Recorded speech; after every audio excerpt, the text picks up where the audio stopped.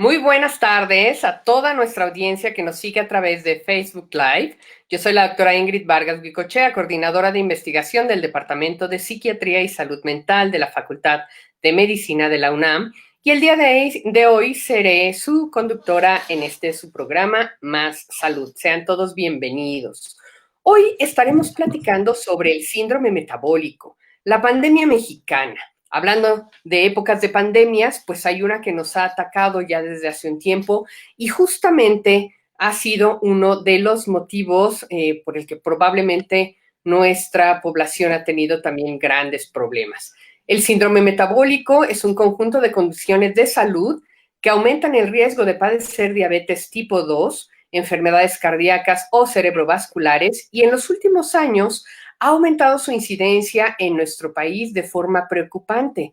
Para hablar de este tema tan interesante como de alarma, tenemos con nosotros el día de hoy a la doctora Reina Estela Vega Zapata. Ella es médica por la Universidad La Salle, estudió medicina interna en Médica Sur por la UNAM, recertificada por el Consejo de Medicina Interna en 2004, 2012 y 2018. La doctora Vega Zapata también fue profesora de pregrado de la Facultad de Medicina de la UNAM, con sede en Médica Sur, y es miembro activo de la Sociedad de Médicos de Médica Sur, profesora de estudiantes de medicina de la Universidad de Guayaquil en Ecuador y actualmente adscrita como médica internista en Médica Sur. Doctora, bienvenida. Ay, muchas gracias, doctora, por invitarme. La verdad es que estoy emocionada de hablar de este tema tan interesante y tan importante en la actualidad. Al contrario, muchísimas gracias por aceptar la invitación. Bueno, pues todos ustedes que nos están siguiendo a través de las redes, no se olviden de mandarnos sus dudas o comentarios por medio del chat de esta transmisión. Y bueno, doctora, pues comencemos porque seguramente nos va a faltar tiempo para hablar de este tema del que hay mucho que decir. Creo que valdría la pena comenzar por, de alguna manera, definirlo o dar a conocer, pues, en qué consiste el síndrome metabólico. Bueno, mira, el síndrome, como su nombre lo indica, síndrome es un conjunto de signos, de síntomas, es un conjunto de patologías, por así decirlo, que tienen su origen o tienen un origen común, que es la resistencia a la insulina, aunque hay muchos aspectos más, eh, pero tiene un desenlace común. Todas estas enfermedades tienen el desenlace de aterosclerosis, de incrementar el riesgo de diabetes, de enfermedades cardiovasculares, que al final de cuentas son la primera causa de muerte en nuestro país. Ok. Nos dice por ahí nuestra audiencia, doctora, que el audio está un poquito mal, entonces vamos a tratar de acercarnos. Yo afino mi micrófono, a ver si nos escuchan un poquito mejor. Gracias, Javier, por la observación. A ver, Doctora, ¿me oyen a mí? mucho ¿Sí? mejor. Ahora sí, sí, Uh-huh. perfecto. Uh-huh. ¿Cómo puede la gente darse cuenta de que padece síndrome metabólico? Porque creo que es un término que se escucha mucho, ¿no? En las noticias, de repente incluso en las pláticas, como que escuchar hablar de síndrome metabólico es algo, pues, no raro, ¿no? Sino ya incluso hasta esperable. Pero a lo mejor la gente no cae en la cuenta de que es algo que puede estar padeciendo en su persona. ¿Cómo darse cuenta de que se tiene síndrome metabólico? Mira, hay muchos criterios y la verdad es que no se ponen de acuerdo muchas de las organizaciones, empezando por la OMS, que fue la primera que dijo los criterios iniciales, porque bueno, cabe señalar que este síndrome metabólico es un padecimiento que viene del siglo XX para acá y obviamente se ha exacerbado en los últimos 20 años, o sea, es relativamente novedoso. Pero la población mexicana tenemos una predisposición muy fuerte a tener síndrome metabólico y creo que pues lo más importante aquí es el sobrepeso, la obesidad y no cualquier obesidad, la obesidad central, la adiposidad abdominal. Entonces, eh, cualquiera que note que tiene adiposidad abdominal, hay que investigar los siguientes componentes del síndrome. También hay algo que lo puede uno identificar, dijese uno diagnóstico de camión, que es la famosa acantosis nigricans. Esa acantosis nigricans es una coloración o pigmentación que es resultado también de la resistencia a la insulina que se da sobre todo en los codos, en el cuello, en las rodillas, ¿no? En las axilas. Entonces, a veces nada más de ver al paciente sabes que tiene resistencia a la insulina y que tiene síndrome metabólico o que hay que buscar el resto de los componentes del síndrome metabólico en esa persona. Entonces, no es mugre, porque hay gente que piensa que es mugre, pero no, no es mugre, es acantosis nigricans, y entonces esa acantosis nos puede dar así como una idea de que hay algo más que buscar, ¿no? Así es este oscurecimiento de algunas zonas de pliegues, ¿no? Que efectivamente de repente la gente piensa, "Ay, mira, está percudido, ¿no? O está Está sucio", y percudido. entonces tratan de limpiarse y en realidad no va por ahí el asunto. Ahora, ese punto que mencionas, doctor, ahora creo que es bien importante porque dado el incremento de síndrome metabólico en poblaciones jóvenes, porque desafortunadamente ya no es una patología de adultos, ¿no? Sino en chiquitos lo vemos cada Sí, vez más, ¿no? en Es un dato niños, en adolescentes. importante. Sí. Sí, sí, de repente es terrible, ¿no? Verlo en la calle, uno se percata que los adolescentes tienen este ennegrecimiento, ¿no? Por ejemplo, acá en el cuello, ¿no? O a nivel de En las los axilas. nudillos. En los nudillos también se Ese es nota. importante. En Así los es. O nudillos a se nivel ve ahí facial, ¿no? esa Que eso no es más raro, circulación. pero se llega a ver ahí, ¿no? Entonces, Y ese creo que es un signo bien interesante. otro signo importante que hay que relacionarlo con resistencia a la insulina, incluso en las niñas, en las mujeres, en las adolescentes sobre todo, son alteraciones menstruales, por ejemplo, ¿no? Porque está muy relacionado con ovario poliquístico. Entonces, todas esas niñas que pues dejan de menstruar por periodos o que empiezan a tener un leve hirsutismo, ¿no?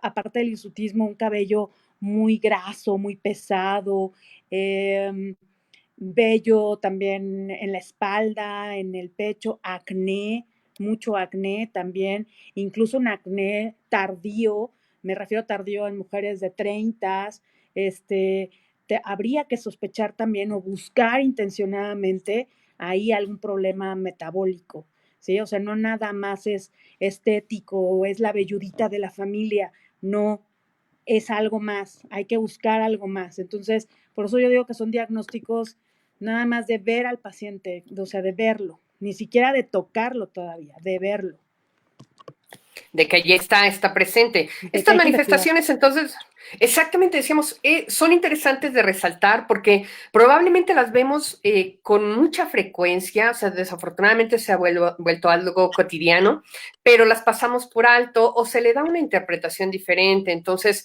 ante la pregunta de cómo sospechar que algo está mal y por qué ir al médico para descartar si es que no soy alguien que tenga ya un síndrome metabólico, bueno, pues estos primeros datos son importantes. Ahora, una parte que tú resaltabas mucho y que creo que es importante dejar en claro para nuestra audiencia, porque lo escuchan mucho de parte del personal de salud, pero no siempre a lo mejor se tiene claridad de a qué se refieren. La resistencia a la insulina. ¿Qué es o qué implica? Porque además es como una parte medular para Sí, la presentación de esto, ¿no? es una parte importantísima, o sea, eh, y todo viene de la ingesta hipercalórica, de la dieta occidental, del estrés oxidativo a nivel mitocondrial, o sea, estamos hablando de nivel celular, o sea, no es nada más como y engordo, ¿no? O soy sedentario y por eso tengo esta panza, no, es a nivel celular, a nivel incluso, como decía yo, de intracelular, ¿no? ¿Por qué? Porque estas reacciones bioquímicas alteran el receptor de insulina de las células periféricas. Células periféricas, estamos hablando de células musculoesqueléticas principalmente, pero bueno, de toda la economía. Recordemos que la insulina es una especie de llave que abre las células para que pueda entrar la glucosa, ¿no? Nuestro alimento. La glucosa, el alimento de las células, el alimento de las neuronas, pero solamente se abre con insulina. Y en el momento que se bloquea esa cerradura y que la insulina no puede abrir la célula, pues entonces la glucosa se va acumulando afuera de la célula en el espacio extracelular, intersticial, pero no dentro de la célula. Entonces, en realidad la célula tiene hambre, pero no puede entrar el alimento. Y además de eso, se empiezan a acumular radicales libres, los famosos radicales libres de oxígeno, dentro de la célula, lo que hace también que haya un estado de inflamación. Entonces, esta resistencia a la insulina justamente es, no puede entrar la glucosa a la célula. Entonces, afuera de la célula hay mucha insulina, paradójicamente, y mucha glucosa. Entonces, este estado de elevación de insulina, de hiperinsulinismo, es el que da todos estos síntomas, ¿no?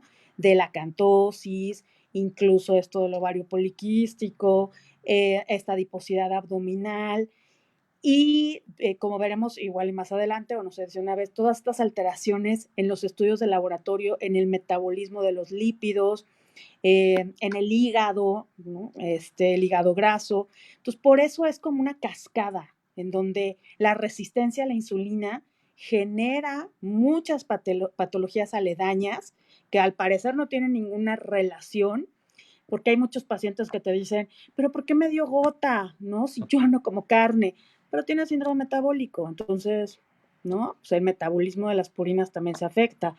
O pero ¿por qué me sube el colesterol si yo no como carne?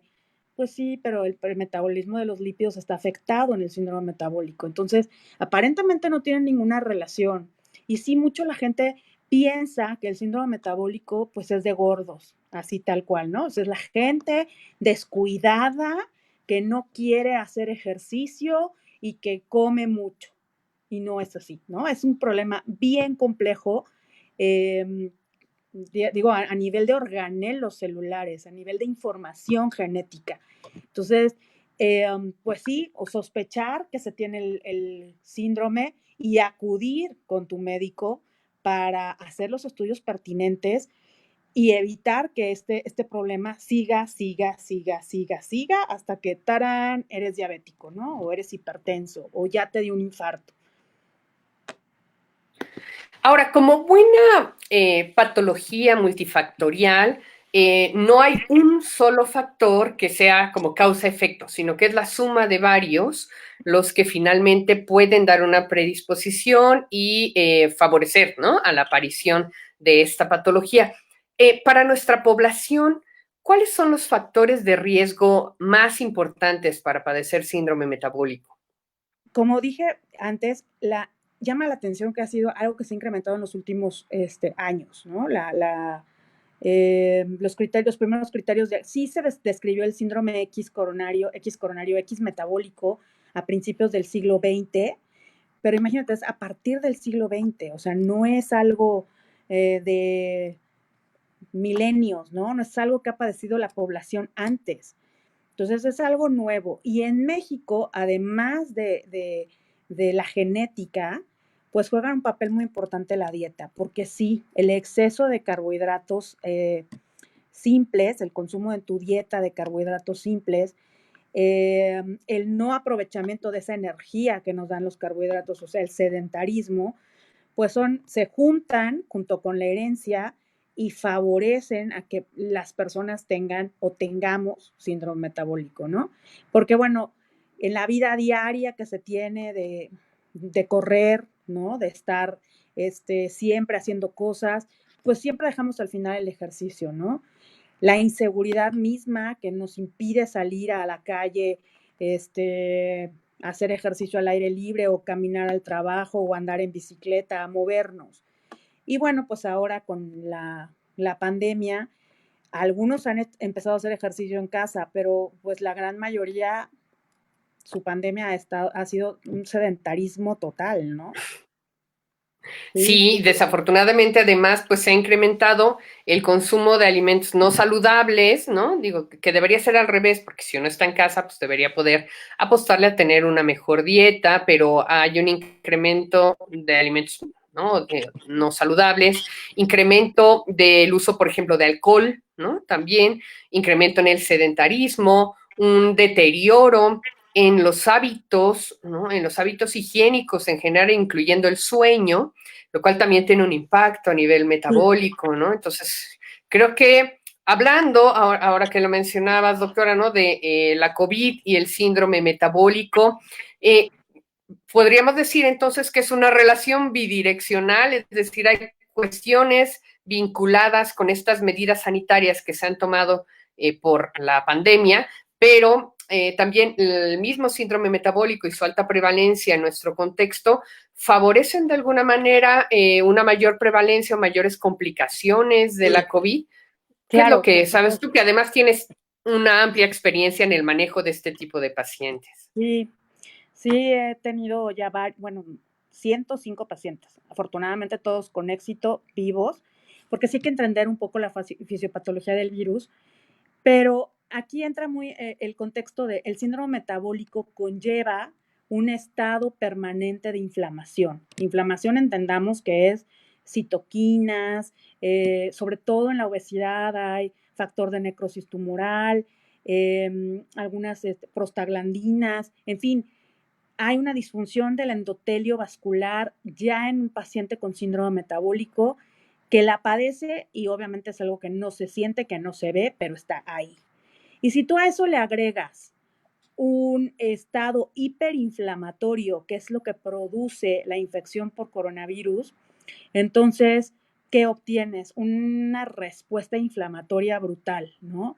Y no es necesario que se tenga, que fumen, con que tengas síndrome metabólico, que nada más están 3 criterios para tener síndrome metabólico, tienes un estado de inflamación elevado y eso va a hacer que tengas una respuesta mayor hiperinflamatoria, que a final de cuentas eso es lo que lleva al paciente a la gravedad y a la muerte, ¿no? No es el propio virus per se, sino esta respuesta hiperinflamatoria e inmunotrombótica que tiene el huésped. Entonces, sí, es como tener de verdad un caldo de cultivo en relación a citoquinas que están pues ya bastante alteradas con el síndrome metabólico y a eso le agregas otro factor externo como es la infección por coronavirus. Digamos que entonces, para nosotros, por lo menos la población mexicana en general, ha sido una muy, muy desafortunada coincidencia, digámoslo así, ¿no? Si me permites mencionarlo de esta manera, ¿no? La coincidencia de dos pandemias. Justo la pandemia del síndrome metabólico que nos viene atacando desde hace un buen rato y que desafortunadamente hemos normalizado, ¿no? Porque es algo que no solamente nos identifica, sino aunque se identifique, de repente la gente dice, bueno, pues no me interesa, no voy a acatar ninguna medida sanitaria especial, no voy a seguir comiendo lo que se me dé la gana, voy a seguir consumiendo las sustancias que yo quiera y voy a seguir sin hacer ejercicio ni modificar hábitos. Entonces la gente pues, pasa años así hasta que se complica y muere, pero se suma ahora pues esta pandemia inesperada por este microorganismo. Entonces, digo, podríamos decir, ha sido la mala conjunción de dos grandes pandemias para una sociedad que, bueno, pues claro que se ha visto afectada por eso. Claro, Tú, y entonces, perdón, ajá, dime. no, adelante. No, o sea, entonces por eso no le ven la salida, ¿no? No le vemos la salida a la pandemia, porque justamente lo más difícil que le puedes pedir a un paciente es que cambie de hábitos. Entonces, cambiar de hábitos nutricionales es sumamente difícil, digo, me incluyo porque es costoso económicamente poder comer sano, poder comer bien, poder no sé, tener una dieta mediterránea, por ejemplo, que eh, es la que mejor le va al síndrome metabólico, pero es costoso, ¿no? Que es muchísimo más fácil eh, llenarte con productos pues no de dudosa procedencia, pero sí que están llenos de glutamato, que están llenos de sodio, porque eso te va a dar saciedad y con muy pocos pesos, ¿no? Entonces, eh, pues no vemos la salida de esto porque ya veníamos padeciendo un estado inflamatorio poblacional, alrededor del 70% de la gente, o sea, muchísimas personas viven con síndrome metabólico y efectivamente no saben y no les importa. O sea, yo de todos los pacientes que he visto con coronavirus, son muy pocos los que acuden regularmente al médico, los que se hacen estudios de laboratorio, vamos, los que conocen su estado de salud. Porque no es lo mismo tener síndrome metabólico tratado ¿no? Porque solamente va a disminuir la claro. inflamación, a un síndrome, a vivir en la ignorancia total o en la ignominia de, pues, ¿qué tengo? No tengo nada, soy sano, súper sano, y entonces estoy bien y no entiendo porque esa es la pregunta eterna, ¿por qué a mí? ¿Por qué me dio? ¿O por qué si yo me cuido muchísimo me dio infección? ¿O por qué si yo hago esto, o sea, de verdad lo clásico es, si yo no como azúcar, doctora, o sea, por Dios, todo está lleno de azúcar, todo.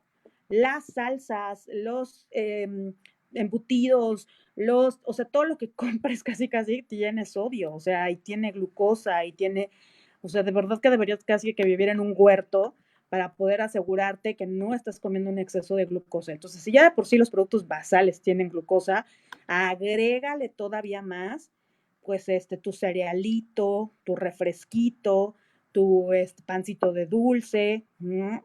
Porque creo que pues México tradicionalmente, pues el pan de dulce casi que no falta en ninguna familia mexicana, ¿no?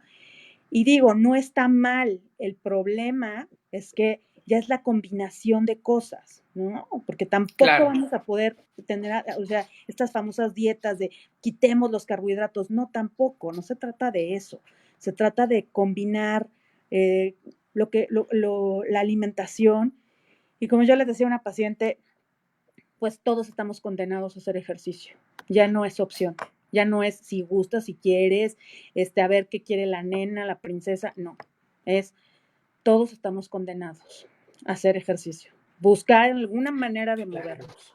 Alguna forma. Claro, claro. Y es que creo que un punto importante que ahora mencionas es la información en salud y qué hacemos con esa información, ¿no?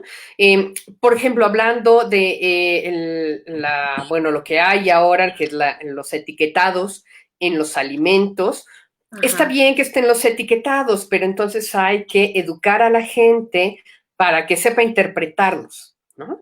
Y qué hace finalmente con esa información y esa interpretación de los mismos, ¿no?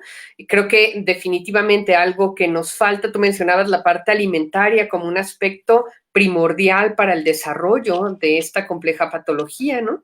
Y creo que finalmente algo que falta en el país es una educación en salud, ¿no? Porque si a ti un paciente te llega a consulta con un síndrome metabólico y las complicaciones de las diferentes enfermedades que de esto derivan, ¿no? Definitivamente va a ser más costoso tratarse que si ese paciente hubiera reconocido que tenía cierta vulnerabilidad, ¿no? A nivel familiar y que había que hacer unos cambios en los hábitos de vida antes de que la enfermedad apareciera. Entonces, la educación en salud y la prevención, desafortunadamente, no es algo que tengamos tan fomentado, ¿no?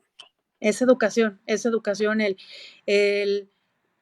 ir al dentista 2 veces al año, ir con tu médico, no cuando estás enfermo, sino de verdad nada más saber pues, cómo estoy, ¿no? Cómo está mi cuerpo, estudios de laboratorio, eh, un chequeo semestral, pues si al coche lo llevamos a verificar 2 veces al año, ¿no? Creo, pues por lo menos a las personas, nosotros, que somos lo más importante para uno mismo, deberíamos de checarnos con estudios de laboratorio, pero sí se requiere una educación y una conciencia, ¿no? Una conciencia de lo tengo que hacer, porque ahorita tristemente los pacientes que están infectados se dan cuenta de esa importancia, ¿no? De haber cuidado su salud, porque pues no es barato el tratamiento, ¿no? No tampoco es, pero sale pues lo que tú tenías presupuestado, porque el presupuesto para la salud en la mayoría de las casas es cero. Entonces, Claro, de repente, tengo que gastar en medicamentos y en consultas y tengo que, no puedo comer lo que yo quiera. O sea, de verdad yo les digo a los pacientes con coronavirus, esto es una oportunidad porque ahora sí vamos a poner atención a la salud, ¿no? Eso espero. Ahora sí vamos a cuidarnos, ahora sí, y les dan unas ganas tremendas, como los tengo en reposo, de hacer ejercicio. Ahora sí puedo hacer ejercicio, bueno, qué ganas, qué bueno. Entonces, es un buen momento, es un parteaguas para poder cambiar.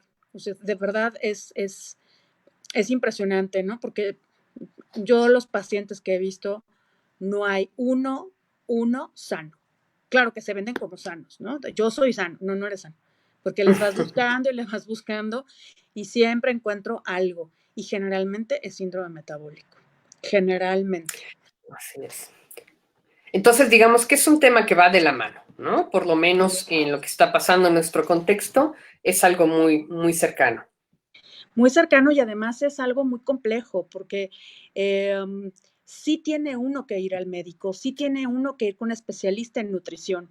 No puedes hacer la dieta que salió en la De la luna. revista, la dieta de, ¿no? Que me recomendó mi prima, o sea, porque cada paciente es diferente y porque sí implica eh, muchas cosas a nivel hipotalámico, a nivel gastrointestinal, o sea, estamos hablando de cosas ya moleculares que favorecen a que la persona no pueda bajar de peso, ¿no? Que no sea tan fácil bajar de peso.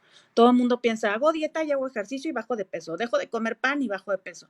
No, no es así, no es así, porque también tenemos que, o sea, por eso hay que ir con alguien que sepa para que nos ayude a perder peso sanamente y de por vida, o sea, no que sea algo, eh, pues, de aquí Para a la 3 meses, boda, para la fiesta determinada, claro, ¿no? Sino claro, ¿no? Porque hay que aprender a comer, ¿no? que es muy difícil. La verdad, creo que es la parte más difícil. Creo que es más difícil aprender a comer que hacer ejercicio. Y hacer ejercicio también es tener la disciplina del ejercicio, cómo cuesta trabajo, qué padre, porque también implica, pues, tener no nada más fuerza de voluntad, ¿no? Sino también, también, pues, dinero. ¿Por qué? Porque pues generalmente hay que ir a algún lugar, ¿no? Digo, claro, también uno puede salir a caminar al parque y todo, comprarte una caminadora, en fin. Hay que también invertirle a eso, ¿no? Hay que invertir a nuestra salud, a nuestro cuidado. Porque cuando mis pacientes no quieren, yo lo que les digo es, bueno, ok, también tiene uno derecho a decir, me vale gorro la vida y no quiero dejar de comer, ni quiero hacer ejercicio, me vale. Ok, lo puedes hacer. Solamente deja, por favor, tu seguro de gastos médicos, tu seguro funerario, ¿no? Y un seguro de vida para tu familia, porque quien se va a llevar la monserga aquí, no nada más es el paciente, es la familia. Es cuando ahí no piensas que tus hijos, tus nietos, todos ellos se van a llevar la monserga de tener que cuidarte, de pagar consultas, de que se va a ir ahí el patrimonio familiar, o sea, un infarto, una embolia. Entonces, todo el mundo tiene o piensa que pues se va a morir como Blancanieves, ¿no? Así, en una caja de cristal, yo creo, pero no, la muerte es lenta, dolorosa y costosa. Entonces, Muy desgastante. muy desgastante, no nada más para el enfermo, para la Sí, familia del claro. enfermo. Entonces, es por ahí por donde yo les llego, porque en serio, no son ustedes, o sea, quieres a tus hijos, quieres pues, que se queden con un buen patrimonio, o quieres dejarles deudas, o quieres, o sea, de verdad es pensar un poquito más ya en los demás, ¿no? En que a ver, te van a andar llevando a diálisis 3 veces a la semana, y luego el pleito de quién la lleva y los hermanos. De verdad es una desintegración familiar. Por eso es tan impactante el síndrome metabólico, porque, o sea, eso sí, la maravilla del síndrome metabólico es que es reversible. O sea, esa es la maravilla, pero a cierto punto. Pero, Claro. entonces, por eso una vez que lo detectamos en niños, en adolescentes, en en pacientes, porque que vengan por otra cosa, en este caso, por ejemplo, los pacientes con COVID, yo más empiezo a ver los codos, tienes síndrome metabólico. Ah, casi, casi, ¿qué es eso? No, pues por eso te dio el virus, ¿no? Por eso te pescó, porque el virus escoge a sus víctimas, de eso estoy segura. Entonces, pues haz el favor de cuidarte de una vez y no dar problemas a la larga a tu familia, ¿no? O sea, dejar las arcas vacías, pues ya hizo su berrinche, no siguió el tratamiento, no se tomó los medicamentos, comió lo que quiso, ¿no? como quien dice, lo bailado y lo demás. Entonces, pues ya se murió. Y la familia quedó endeudada, quedó dividida, quedó afectada, y así se siguen. Entonces, es algo que también, o sea, esa parte económica, familiar, social, es muy importante. O sea, todo eso afecta el no cuidarnos. Entonces, por lo menos Por supuesto. cuidarnos es, pues como que sí me veo aquí negrito, ¿no? Pues entonces, pues voy a una consulta. Entonces, invertirle a una consulta, invertirle a unos estudios de laboratorio, ¿no?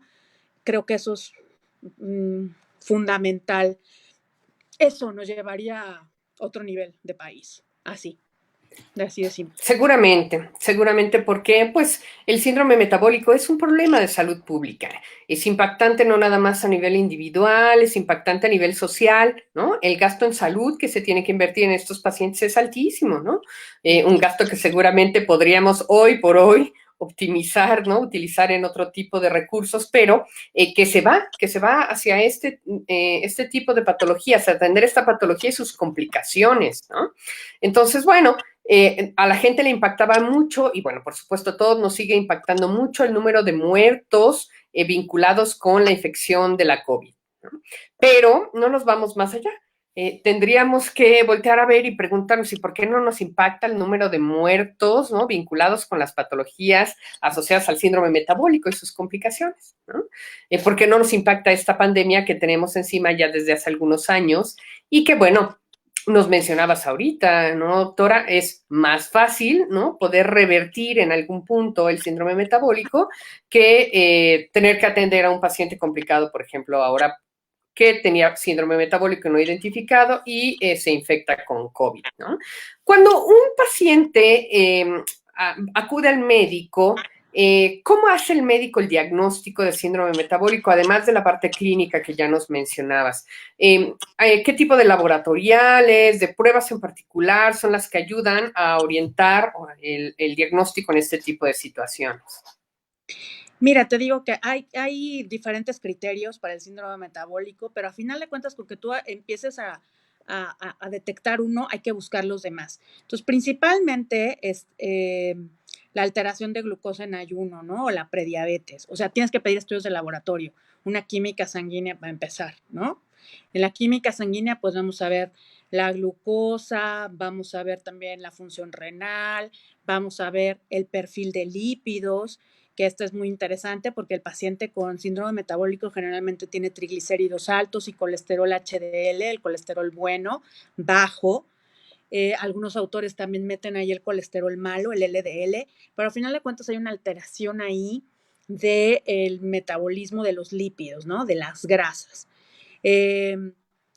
También, obviamente, checamos el ácido úrico, porque también hay autores que meten el ácido úrico o la hiperuricemia. De hecho, la descripción original incluía el ácido úrico, la gota, ¿no? La gota famosa. Entonces, hay que buscarle los otros. Entonces, hay que buscar glucosa, hay que tomar la presión arterial y ver en cuánto están las cifras tensionales, porque, bueno, todos los pacientes es que estaba yo muy nervioso y se me subió la presión. No, pues no. No, es que estaba yo muy estresado y se me subió la presión. No, no. Hay criterios para saber si el paciente tiene hipertensión o no, pero está muy acompañante de los estudios, las alteraciones en el síndrome metabólico. Pero un síndrome metabólico clásico es el paciente que tiene adiposidad abdominal. Ojo, adiposidad abdominal. ¿Qué significa esto? Una cintura mayor a 80 centímetros en las mujeres y 90 centímetros en los hombres.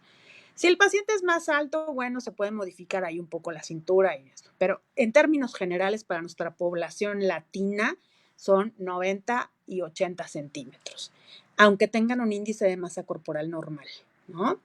También tenemos la gente que tiene un índice de masa corporal de 27, con una cinturita de avispa, sin adiposidad abdominal, las hay, ¿no? Pero generalmente esta adiposidad abdominal ya es un criterio. Entonces, el clásico síndrome metabólico tiene adiposidad abdominal, tiene prediabetes o una glucosa alterada, es decir, una glucosa arriba de 99, es decir, 100 ya es prediabetes. triglicéridos altos, arriba de 150, colesterol HDL bajo, es decir, menos de 40 en hombres y menos de 50 en mujeres arriba de los 40 años. Pero bueno, en términos generales, abajo de 40 el HDL.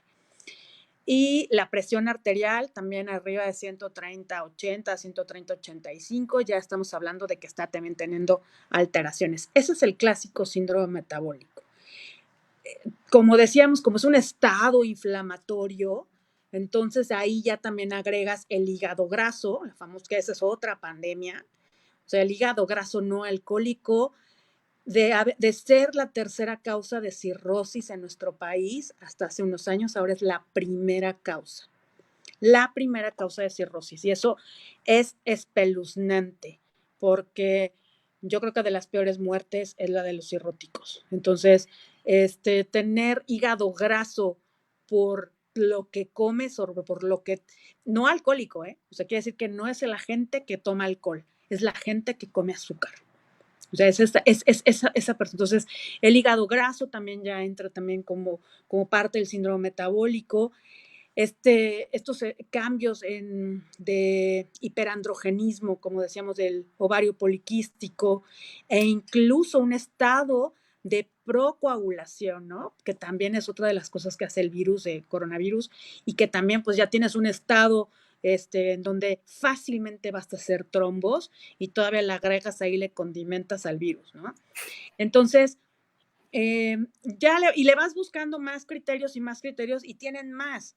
Entonces aquí el chiste es detectarlos y empezar a tratarlos inmediatamente. Empezar a tratarlos, afortunadamente vivimos en el siglo XXI, aunque mucha gente se esmera en regresar a la Edad Media, vivimos en el siglo XXI y entonces hay medicamentos. Entonces hay medicamentos para mejorar las condiciones del síndrome metabólico, claro, teniendo la base siempre de la alimentación y el ejercicio. Ahora vamos, el ejercicio no es un ejercicio matador, ¿no? O sea, no es, híjole, me tengo que meter a clases, o sea, te tienes que mover 150 minutos a la semana, eso sí, te tienes que mover 150 minutos a la semana. Cosa que en el confinamiento seguro en muchas ocasiones no se hace. Claro, o sea, la pandemia, el confinamiento nos ha traído, pues todavía, y va a traer más exacerbación de esto, porque como tú bien dices, se incrementó el alcoholismo, se incrementaron, pues, el estar en casa, en cama, en pijama, comiendo lo que uno quisiera. O sea, yo creo que también eso ha evolucionado y bueno, pues ya, ¿no? La gente, aunque siga en confinamiento, poder evolucionar a comer mejor, a adquirir alguna rutina en casa. O sea, esos son los pilares del tratamiento, ¿no? Y esos son los pilares que, pues, que todos tenemos que seguir. Y la verdad es que, como me decía un paciente, doctora, este es el infierno porque con tanta comida rica que tenemos en México y que los diabéticos y los hipertensos no puedan comerla, no, pues sí debe ser una tortura.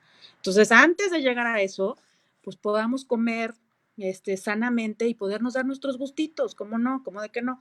Pero, pues, teniendo que hacer ejercicios. El ejercicio es algo que vamos a tener que implementar de verdad todo. Yo también le comentaba a una paciente, porque es difícil. No es muy fácil decir, tienes que hacer ejercicio y bajar de peso. Ajá, sí, ¿cómo? ¿Cómo se hace eso? No es tan fácil, es bien difícil, es lo más difícil que le puedes pedir a una persona. Entonces, porque ¿qué es más fácil? Pues le das una pastillita. Entonces, aparte de las pastillitas, ¿no? Que también es que no quiero tomar muchas pastillas. Haz dieta y haz ejercicio, ¿no? Es que soy muy activo, subo las escaleras en mi trabajo. Eso no es hacer ejercicio, ¿no? Así es. Sí, es que juego golf. Tampoco es hacer ejercicio. Es que voy al súper y entonces camino todos los pasillos. De verdad, así. O sea, no, tampoco. Eso no es hacer ejercicio. O sea, hacer ejercicio es una rutina diaria de media hora, de 24 horas, ¿no? Cuesta trabajo, pero algún día lo lograremos todos, ¿no? Creo que, bueno, yo te conozco, tú eres una súper Sport Belly y yo también hago ejercicio. Me ha costado muchísimo trabajo, pero entiendo que es algo, como digo, que tenemos que hacer justo para eso, para no dejar problemas, ¿no? Para no enfermarnos, para no acabar con toda Anticipar. la... Exactamente, prever, Anticipar, prever. sí, Aparte también hay que tener en por cuenta una cosa supuesto. que me faltó decir. Si tu mamá es diabética, si tu papá es diabético, si tus papás tienen obesidad, si tus hermanos ya se murieron de diabetes, bueno, por Dios, o sea, ya haz algo, ¿no? No hace falta que te vayas a ver el cuello. O sea, es evidente que tienes ya ahí un síndrome metabólico hereditario, pero y eso lo ves en todas las familias. Entonces, papá diabético o mamá diabética o hipertenso o que se murieron de un infarto o que tuvieron una embolia, pues córrela tú también a tratarte, porque pues, ¿qué crees? Para allá va uno, ¿no? Pero esa es como que la idea, ¿no? O lo que yo quisiera dejar así como que se quede allí resonando el hecho de, pues sí, tenemos que movernos, ¿no? Y eso es más importante, o sea, Sí, es tenemos parte de un cambio, ¿no? es parte de un Así es. cambio y además, pues pretextos sobran, pretextos para no hacerlo sobran. El trabajo, la familia, ahora que están con los niños en la escuela, en la casa, en fin, ¿no? O sea, de verdad, yo hago ejercicio y créeme que, claro, uno después de hacer ejercicio, pues se siente uno tan bien, pero iniciar a hacer ejercicio, ay, no, au, no Claro. estamos acostumbrados, yo creo que ni genéticamente nos lo pusieron, no heredamos esa parte, pues de nuestros ancestros, heredamos la otra.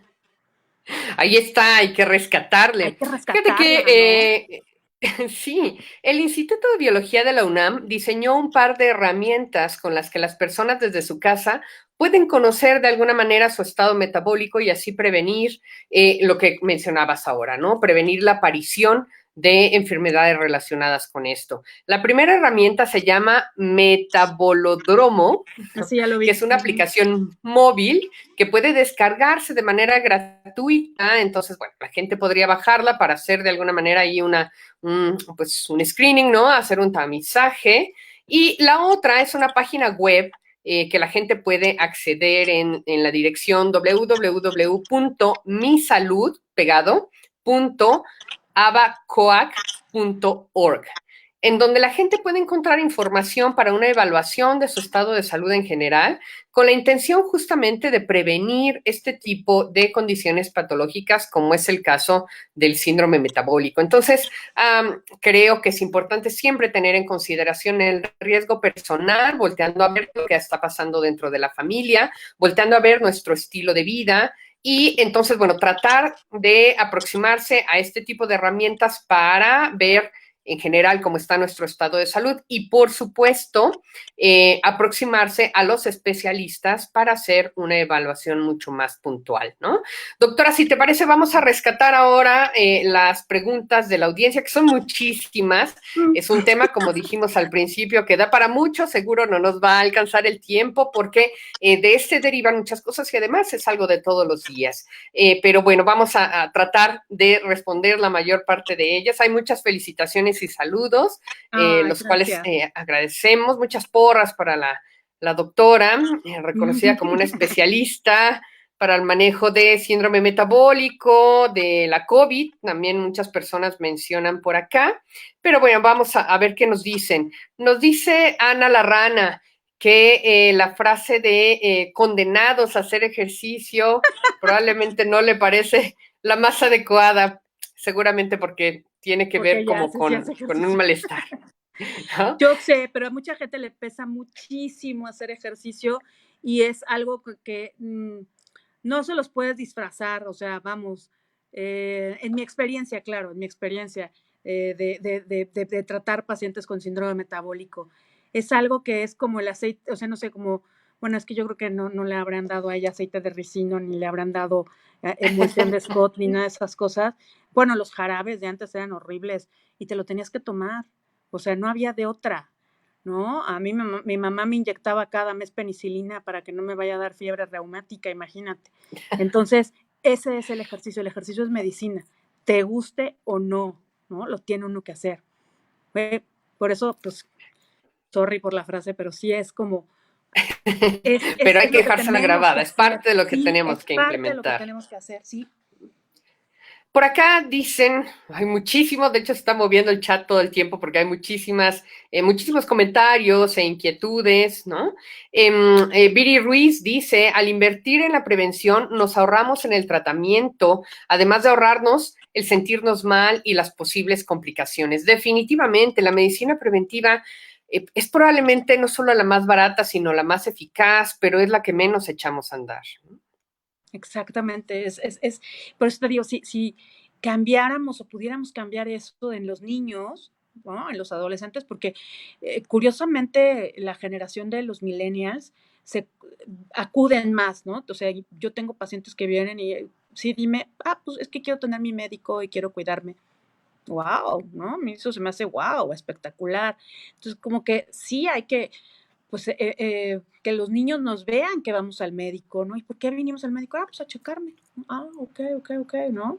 Que no nada más las mujeres vamos con el ginecólogo, que vamos también con el internista o con nuestro médico de cabecera, nuestro médico familiar, vamos, que vamos, así como llevamos a los niños al pediatra, pues así también tenemos que ir nosotros, ¿no? Y que nos vean, que es una práctica rutinaria. Yo creo que eso sería maravilloso, ¿no? Cambiarlo en las generaciones futuras. ¡Wow!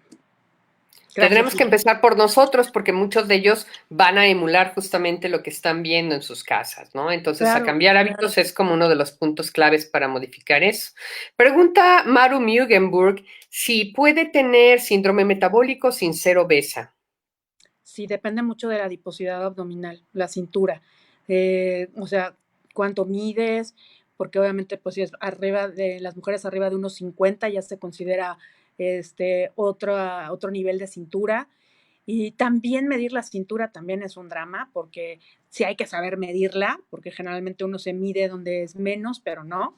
Es justamente en la mitad, entre la última costilla y la cresta ilíaca, ahí es la cintura, no es en el ombligo. A En veces otras se queda. palabras, entre la última costillita y el hueso grande de la Ajá, cadera que ese grande de la sobresale, cadera. ¿no? Ahí es, ahí donde te pones la cintura. Si tu cinta métrica te dice que tienes más de 80 centímetros, hay que hacerse también otros estudios, ¿no? O sea, venir a consulta, checarse la presión arterial, sí, porque si hay una adiposidad en gente con índices de masa corporal de 23, de 24, normales, pero tienen la clásica obesidad de pera, ¿sabes? Sí, Donde la cadera todo muy está grande, una que cintura no tan ancha, no pero tanto, pero sí están, con toda la grasa se acumula alrededor, ¿no? Como una por llantita. supuesto. O sea, la gente flaquita con panza, por así decirlo. Ok. Pregunta Antonio de Jesús Mercado. ¿La hemoglobina glucosilada sería un buen bioquímico para detectar los niveles de glucosa en los últimos 120 días? Dice, bueno, ya que en ocasiones existen pacientes que tienen glucosa basal normal, pero este otro parámetro, la hemoglobina glucosilada, se puede ver alterada. ¿Y qué pasa con la insulina basal? Yo creo que se refiere a si este sería Sí, también una prueba que pudiera sí, ayudar también a detectar. se les pide a los pacientes, bueno, hay gente que es evidente que la tiene alta, pero se les pide, yo a todos les pido hemoglobina glucosilada, incluso ahorita los pacientes de COVID, a todos les pido su hemoglobina glucosilada y oh surprise, porque hay tres cosas que no mienten, los niños, los borrachos y la hemoglobina glucosilada. Entonces, esa es buenísima, es un acertado comentario de Antonio de Jesús, porque sí, igualmente los niveles de insulina, y el chiste es completar todo, ¿no? No nada más guiarnos por una cosa, sino juntar todo.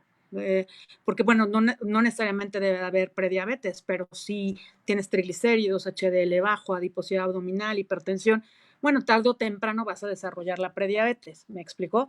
O sea, hay que integrar todo. Varios nos están pidiendo que repitamos la aplicación y la página donde se pueden meter para hacer como un escaneo de su estado de salud. Recuerden que estas son herramientas desarrolladas por el Instituto de Biología de la UNAM. La APP es Metabolodromo, es una aplicación móvil gratuita que pueden bajar a sus dispositivos y la página web es www.misalud.abacoac.org. Está pasando en estos momentos en su pantalla también para que puedan por ahí tenerla también igualmente registrada. En otras preguntas, ¿Dónde podemos buscar dichas aplicaciones o páginas? Preguntan, pues decíamos, la app se baja de las tiendas de aplicaciones y es gratuita y la página se accesa de manera directa. Complicaciones más comunes del síndrome metabólico, doctora, nos pregunta Antonio de Jesús Mercado. Diabetes mellitus tipo 2 y todas las enfermedades cardiovasculares. El síndrome metabólico te eleva 3 veces el riesgo de tener diabetes tipo 2, ya nada más con eso, y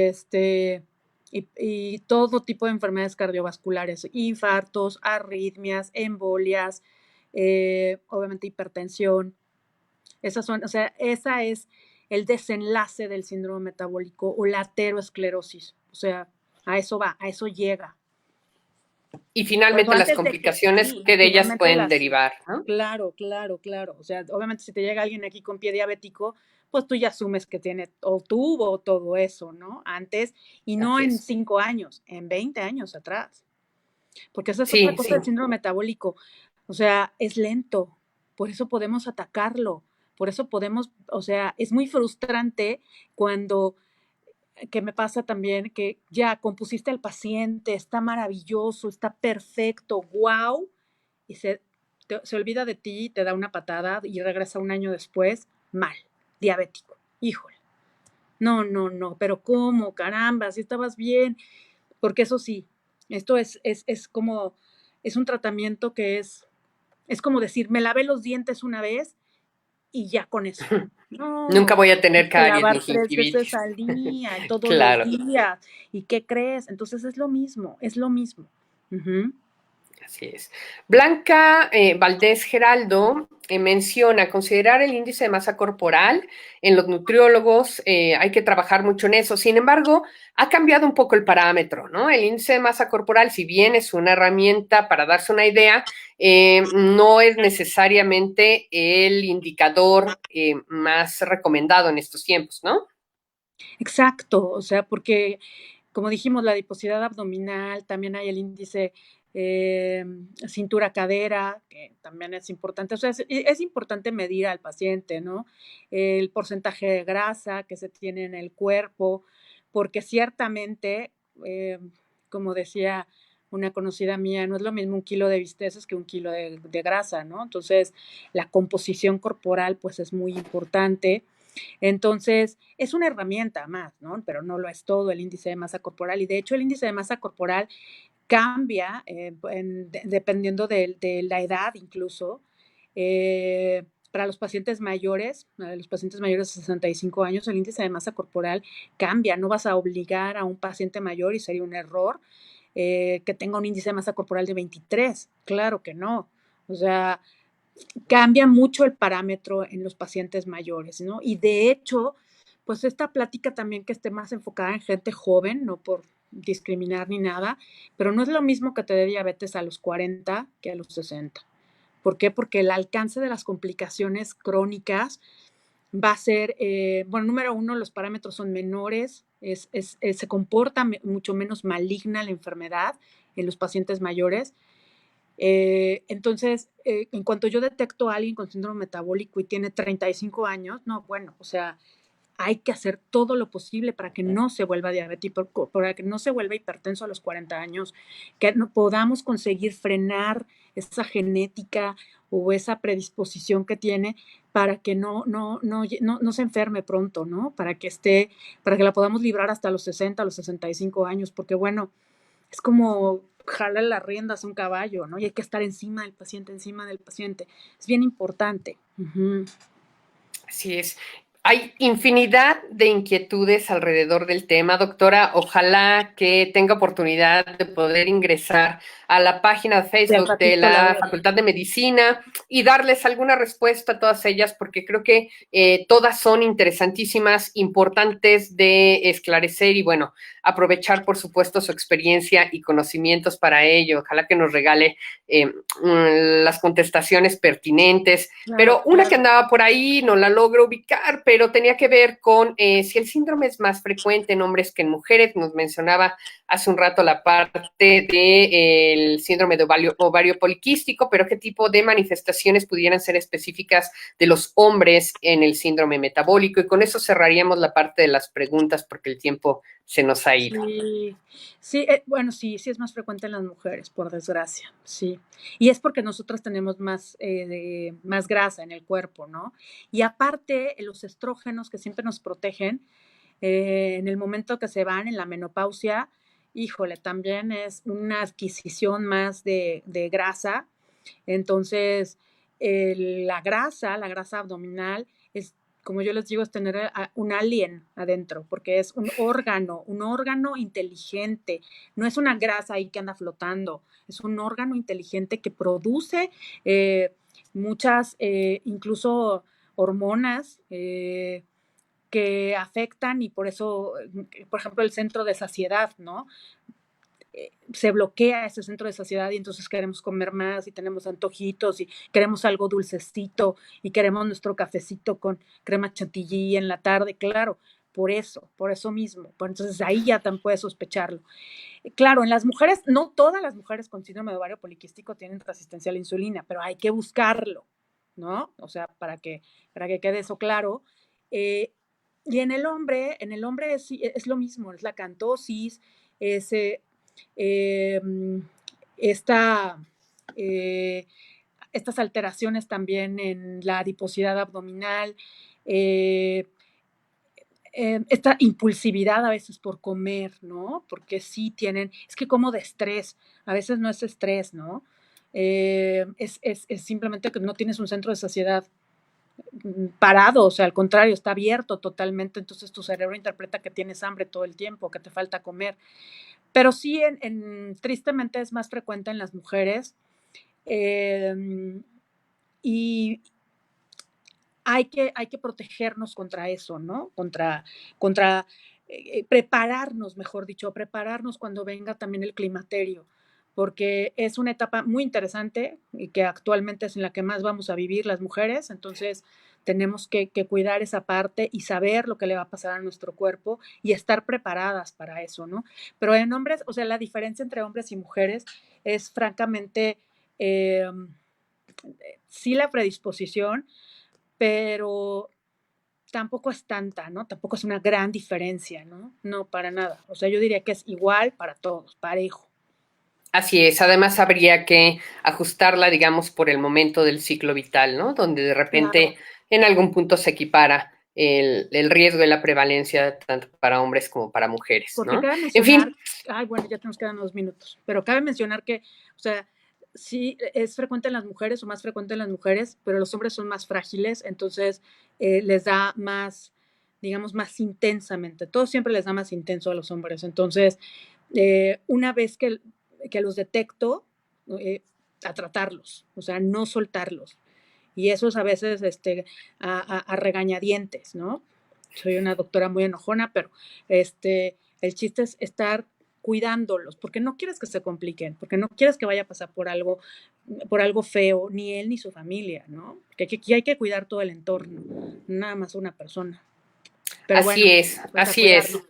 No, hombre, es un tema, ¿no? Relevante, tenemos que estar enterados de ello y aprender a cuidarnos y, por supuesto, a tratarnos. Finalmente, alguien preguntaba por ahí, ¿quién es el médico que debería atender esta condición? Pues bueno, primero que nada, acercarse a su médico familiar, pero por supuesto los especialistas que más abordan este tipo de condiciones son los médicos internistas, ¿no? Los Pero endocrinólogos también. prácticamente Sí. endocrinólogos, ginecólogos, ¿no? Todos, los psiquiatras mismos, llegamos a encontrar con mucha frecuencia esta condición en Yo nuestros creo que pacientes, cualquiera que pueda se tiene pensar que en él, atender. ¿no? O sea, el dermatólogo, porque luego la gente va por acné y gracias a Dios muy buenos dermatólogos piensan y les mandan estudios, en fin. O sea, ya tenerlo en mente. Yo creo que ya todas las especialidades tenerla en mente de, aquí hay algo sospechoso, vamos a hacerle Es una estudios. realidad. Es una realidad, ¿no? Pues hemos llegado al final de nuestro programa. Agradecemos infinitamente la participación de la doctora Reina Estela Vega Zapata, médica internista de Médica Sur. En nuestro siguiente programa estaremos hablando sobre el virus del papiloma humano. Los esperamos. No se olviden, nos vemos aquí cada jueves a las 17 horas, 5 de la tarde. Muchísimas gracias por acompañarnos en Más Salud. Muchísimas gracias, doctora, por su tiempo y experiencia y conocimientos compartidos. Se despide de usted la doctora Ingrid Vargas Huicochea. Esta fue una producción especial de la Facultad de Medicina de la UNAM a nombre del doctor Germán Fajardo Dolci, director de la Facultad de Medicina, doctora Irene Durante Montiel, secretaria general, licenciada Karen Corona Menes, coordinadora de comunicación social, Pamela Gómez Velázquez, responsable de comunicación audiovisual, Samantha Cedeño Quintero, responsable de relaciones públicas. Muchas gracias por habernos acompañado y que tengan excelente tarde. Bendiciones. Gracias.